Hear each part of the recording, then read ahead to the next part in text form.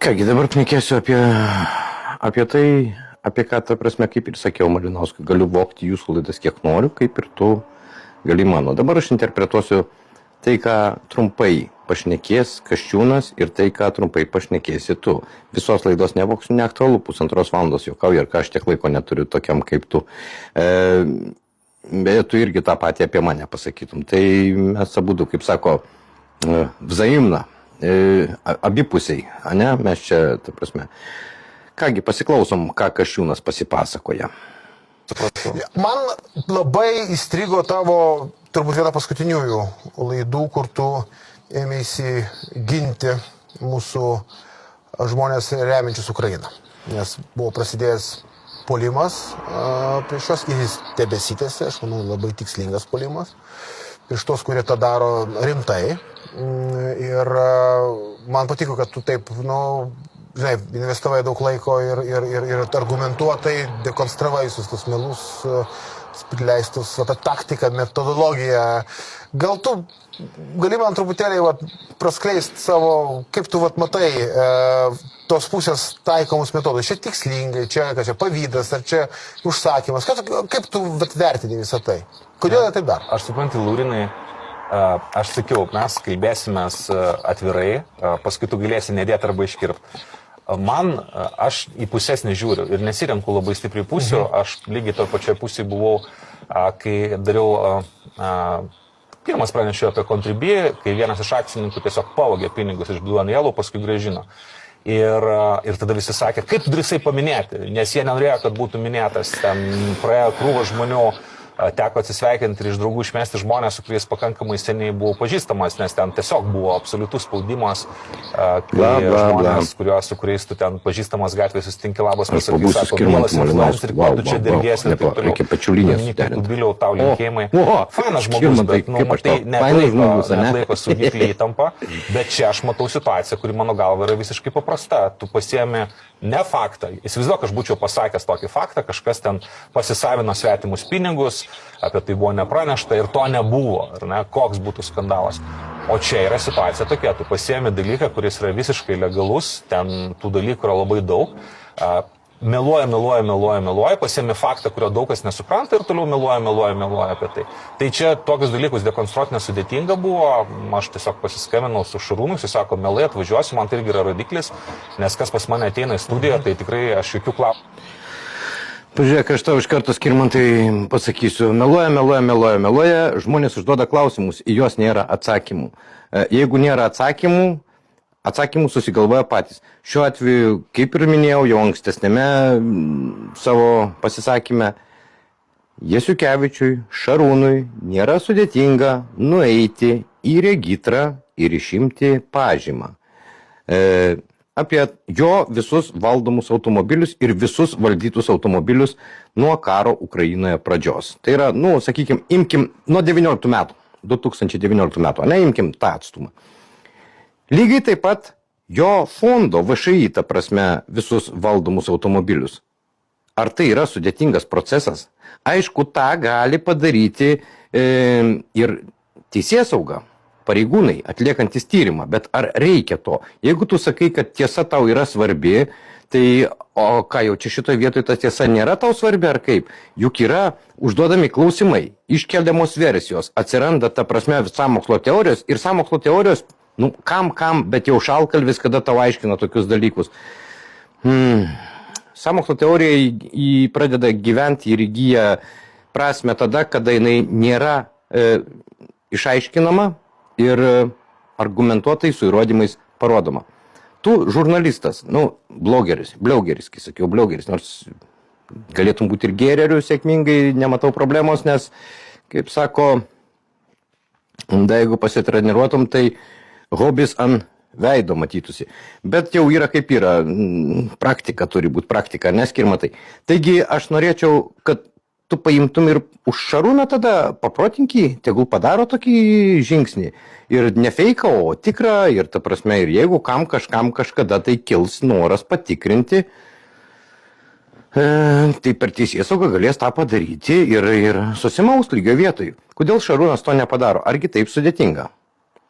Dabar aš to pasakysiu iš karto, kodėl tai nepadaro. Ką manau aš, pavyzdžiui, kodėl Šarūnas taip nepadaro. Todėl, kad, kaip ten Landsbergis sako, jeigu meluoja, tai ir vagia. Kas meluoja, tas ir vagia. Taip tiksliai buvo pasakyta, ar ne? Tai ką tai atskleistų, pavyzdžiui? Nu, jeigu nieko nėra, žmogui kas liepta, ar ne, jisai neregistravo to automobilio ant savo vardo, nepadarė jų, kad pirkimo pardavimo sutartis, nors žmonės jam atidavė, išvežė į Ukrainą, ar ne, ir ten nepardavė, tai jie taip ir kybo to ant jo vardo. Bet jeigu jo nėra, tų automobilių ant jo vardo, tai tada parodytų, kad, tai yra sąmokslo teorija. Tai, ta prasme, tai yra melas, ar ne? Bet kodėl Šarūnas to nepadaro? Bet jeigu tai parodytų, kad yra, sąmokslo teorija gauna, pasirodo prasmė, kad visai ne sąmokslo teorija, pasirodo, kad Šarūnas meluoja tada. Tai kaip čia taip yra? Tai vat kažkaip taip, aš sakyčiau, paprastai rodyti ir nesudėtinga. Ir kaip sako, 2 pirštus apmyšt. Tai ar čia taip sudėtinga tos 2 pirštų apmyšt? Manau, kad ne. Daugybė tų dalykų, kuriuos galima patikrinti paprastai ir jeigu žmogus yra geranoriškas. O dabar ką daro Šarūnas? Vietoj to, kad paimtų ir įrodymais pagrįstų savo pasakojimus ir atsakytų į tos klausimus, ką jam kelia, sakykime, Janutienė, Antanas, aš, sakykime, kas kelia klausimus, bet kas. Man, pavyzdžiui, jau kyla klausimų, man giliai žemai pofigu ant to Šarūno. Ar jisai name gyvena, ar bunkerį gyvena, man pofigu jo gyvenimas, kaip nori, taip tegul gyvena. Jeigu jam gerai sekas, padėk jam Dieve, daugiau sumokės mokesčių, visiems bus geriau nuo to. Ar aš kažką netaip praleidau? Bet kodėl jisai knysa mano gyvenimą? O kodėl jisai myža ant manęs? Aš ant jo pradėjau myžti. Ne. Tai kodėl jisai pradėjo tą daryti?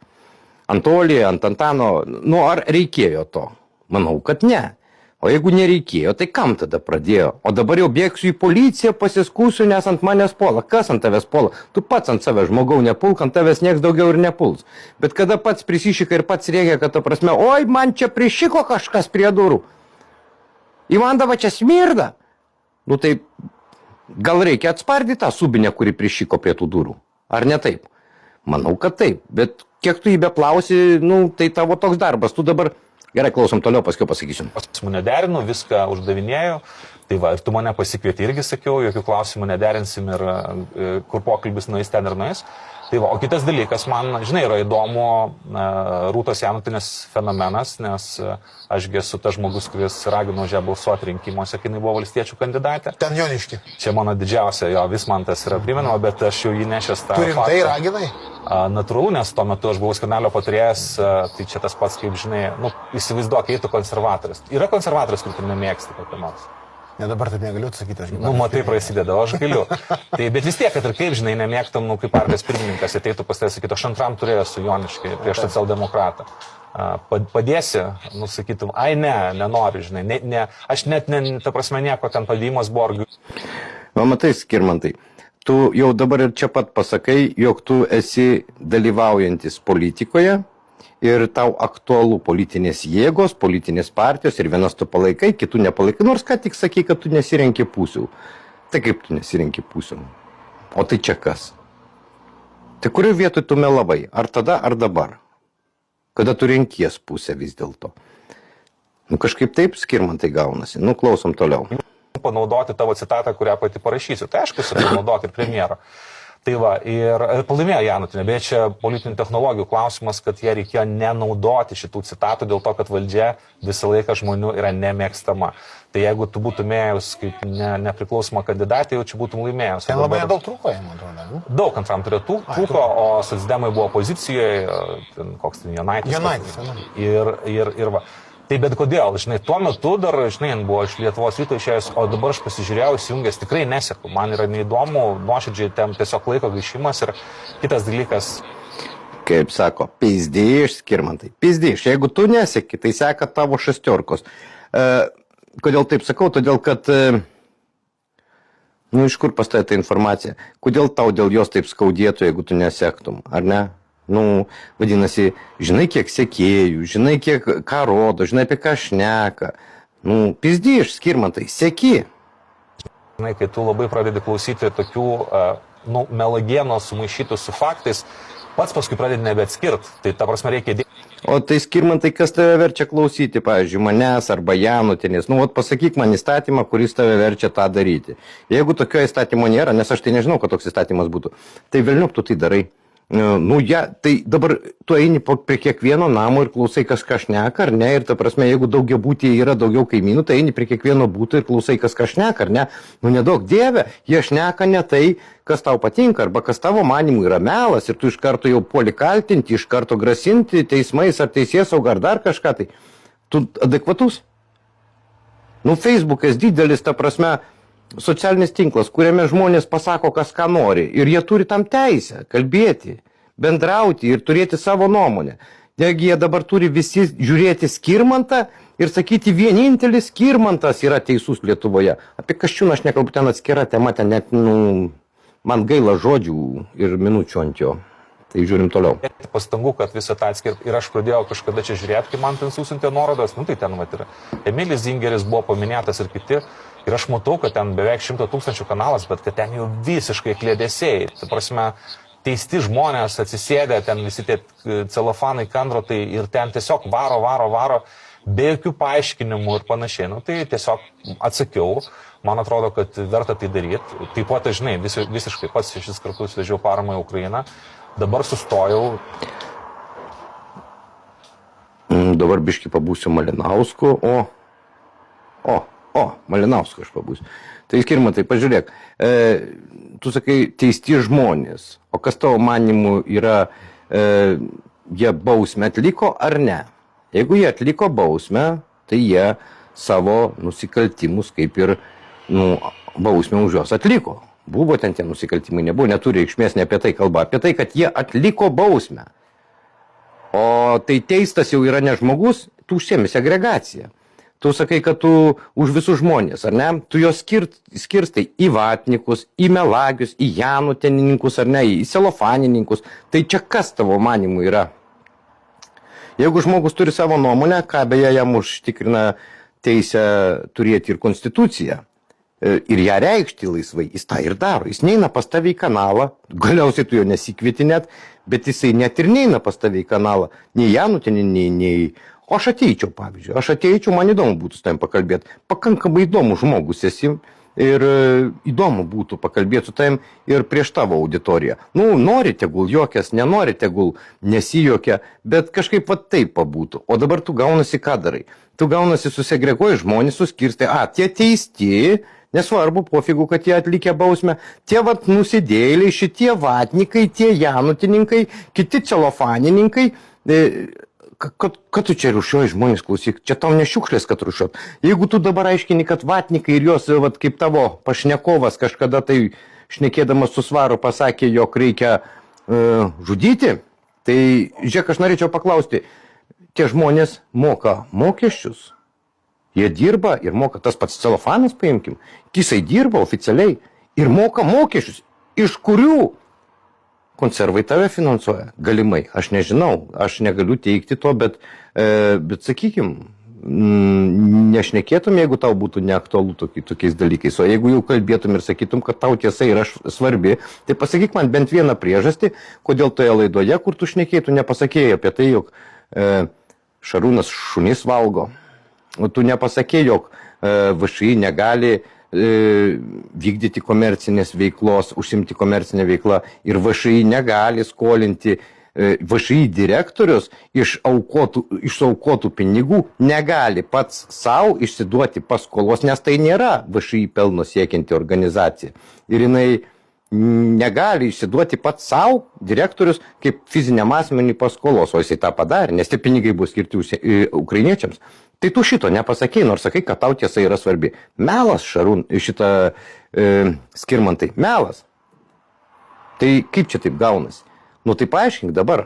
Aš kažkaip tai negirdžiu tavo paaiškinimų. Vėlgi mes sakome, sąmokslo teorijos, mes meluojam faktais. Klausimas, kodėl tu neatsakai šitos klausimus? Atsakyk. Aš tau jau, kaip ir sakiau, taip ir parodžiau ir kaip ir pasakęs buvau, tą ir padariau, man nekelia problemų užduoti nepatogų klausimą. Nekelia problemų pasirodyti kvailai, jeigu aš klydau.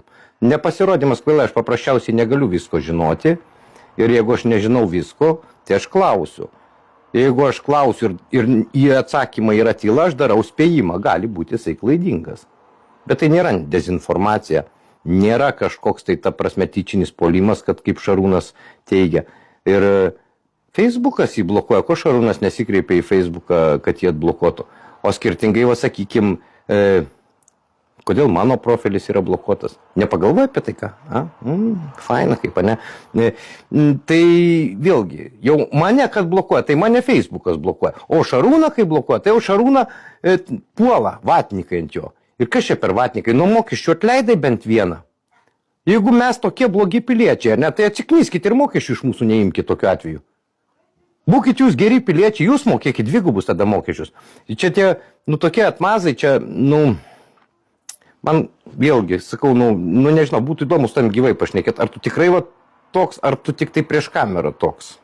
Žiūrim toliau, ką turim. Iš tikrųjų, tie paskutiniai kartai gana sunkus buvo, ilgai ant sienos stovėjom, šiaip kaip nuo pirmų kartų pasikeitė viskas, nes Ukraina pradėjo saugotis nuo visokiausių piknaudžiavimų, bet aš visą laiką, mes 7 valandas stovėjom kažkada, kai aš čia važiavau, turbūt prieš paskutinį kartą, su daug žmonių pakankamai.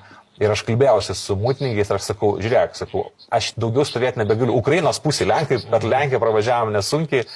Sakau, mes tiesiog važiavom atgal. Ne, jau dabar važiavot, tai sakau, gerai, tada jūs pasilikit, mes einam atgal. Ne, mes irgi tai padaryti negalim. Nes ten pasikeitė, mes važiavom tuo metu, kai pasikeitė kažkoks įstatymas, nes anksčiau visą laiką viskas buvo daroma per fondus, tu turi ten draugus, fondai ir tiesiog surenki ir mes pinigų niekada nerinkdavom, bet tiesiog arba pats aš nupirkdavau, arba dažniausiai kartu kažkas dar paramą surinkdavo. Daiktais, kažkokiais ten paramos ir niekada nerinkdavo. Ir sako, ne dabar tik tai kariniam daliniam, ta prasme, tada mes turim aiškintis, aš sakau, tai dabar man, kiek aš sugaišiu, kol aš ten susiforminsiu viską. Su kariniais daliniais irgi, žinai, aš jau žmonėm pažadėjęs, ta prasme, jie laukia. Aš skambinu draugams savo, sakau, rašom ant tavo karinio dalinio, sako, bet mes tada turim gauti viską. Taip, žinai, viskas labai, aš sakau, tai tada tie, kurie laukia, bus visiškai nusivylę. Žodžiu, žmogiški reikalai. Tai aš ten prasidėjau, galų gale atėjo ten viršininkas ir sako, o kas sako toks? Aš sakau, aš vlogeris. Ai, tu vlogeris, parodžiau kanalą, ten jau daug, 100 kažkiek. Ai, važiuok, žinai. Ir pravažiavam. Veikia tokie dalykai. Ir tada naktį pravažiuojam. Čia truputį, čia ne tą kartą, antrą kartą pravažiuojam naktį, stabdo policija Ukrainos. Jūs greitai viršijot baudą, susimokėkit naktį, nemiegoja, važiuojam į tą Lvivą. Man, žinai, aš sakau, hebra, mes susimokėsim, bet sakau, jūs pažiūrėkit, ZSU mašinas, žinai, tai su nuotykiais, bet aš didžiulę pagarbą jaučiu visiems, kurie ir veža, ir renka, ir daro, ir ten, absoliučiai, žinai. Ir plius aš tai žiūriu, nes tu gali sumokėti, kad kažkas už tave numirtų. Ta prasme, tu sumoki 100 eurų per mėnesį abonentinį mokestį, kad kažkas tave gintų. Tau pačiam nereikia eiti kariauti. Tai, sakyčiau, geras dealas, geras biznis. Ta prasme. O čia tai dėjai skersa. Kažinai, kaip mes vainai atrodom, porą kaip tvorą, ne? Skirmantai, tu normaliai jauties, kai tokį bazarą stumi? Tu kažkam sumoki, jog kažkas už tave numirtų, ar ne? Praktiškai panašiai kaip tu kažkam sumoki, jog kažkas nužudytų kažką, ar ne? Čia kas per atmazai? Atsipirkimas, ar kas čia yra? Čia tu bandai atsipirkt, atsimazinti, ar kaip čia? Jeigu tu padedi Ukrainai, jeigu tu reikia, kad tu numirsi už Ukrainą, jeigu tu atiduosi gyvybę, kovosi iki paskutinio ukrainiečių ir taip toliau, tai kodėl tu ne fronte? Ne pirmose linijose, petys į petį, nekovoji su ukrainiečiais ir negini Lietuvos laisvės Ukrainoje fronte. Kaip čia taip? Kasčiūnai tave tas pats liečia irgi.